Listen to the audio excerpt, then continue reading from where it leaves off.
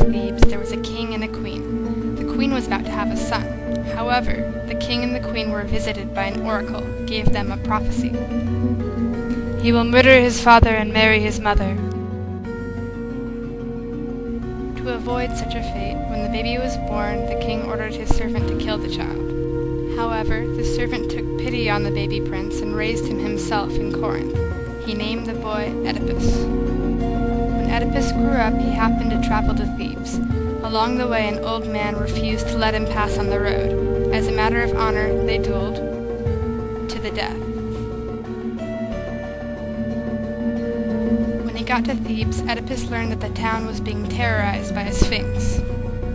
Oedipus conquered the sphinx and saved the town. As reward, and because their king had recently died, Oedipus was made king of Thebes. For years, King Oedipus, Queen Jocasta, and the town of Thebes lived in peace, but then a plague struck the land. Oedipus soon learned that the only way to end it was to find the former king's murderer. Oedipus sent his brother-in-law, Creon, to find the murderer. Creon came back with the blind prophet Tiresias, who revealed the truth. Who murdered King Laius? That man is here. He shall be proved the brother and the sire of her who bare him son and husband both.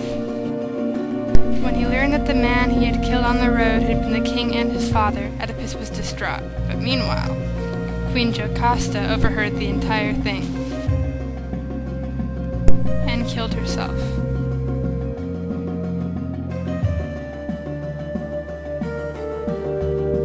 Oedipus learned of his wife and mother's suicide and stabbed his eyes out. Oedipus and his children were banished, and Creon took the throne. And here lies the story of Antigone.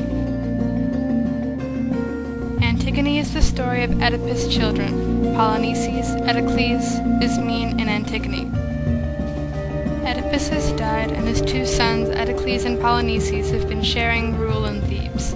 Wanting it for himself, Eteocles refuses to share the throne, so Polynices raises an army and attacks Thebes. For years the brothers fight. At last they end up killing each other, and their uncle Creon retakes the throne. Creon decrees that Eteocles shall be buried with honors, but Polynices, because he was a traitor, shall be left to rot unburied. Antigone, however, knows that the Greek gods demand burial and respect of all the dead, so she decides to bury Polynices, and gets caught. The guard takes Antigone to Creon. Antigone explains her reasons, but Creon will have none of it. He exiles her to rot in a prison cell. After she leaves, Creon's son, who is also Antigone's fiancé, tries to persuade him to change his mind. Thou canst never marry her on this side of the grave.